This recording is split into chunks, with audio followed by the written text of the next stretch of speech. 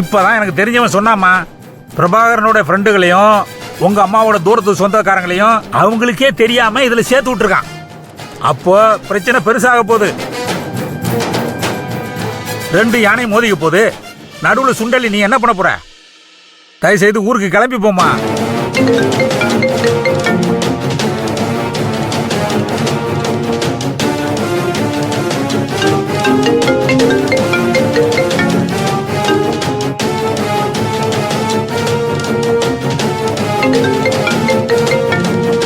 யாருமா போன்ல?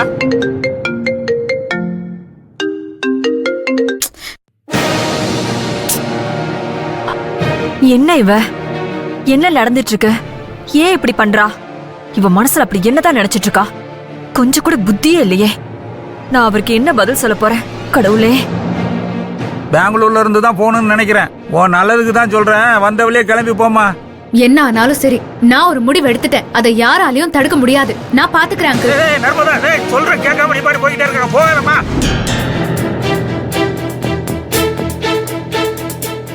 நர்மதா என்ன வரல?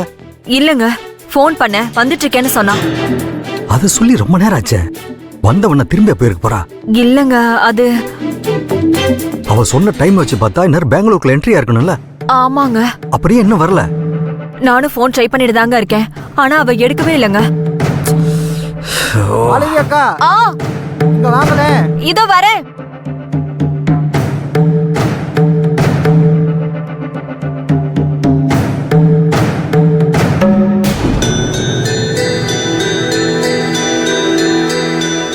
என்னம்மா இது? உசுரோட இருக்கிற ஒருத்தருக்கு வெண்டம் வைக்கிறது தப்பு இல்லையா? கோச்சிக்காதீங்கம்மா, நானா கேட்கல, ஊர் சார்பா தான் கேட்கறேன். தப்பு இல்லையா இது? இப்படி தப்பு நடக்கிற இடத்துல எல்லாம் ஆளா வந்து நின்னு தட்டி கேக்குறீங்க பாத்தீங்களா? உங்களுக்கு ரொம்ப பெரிய மனசுங்க.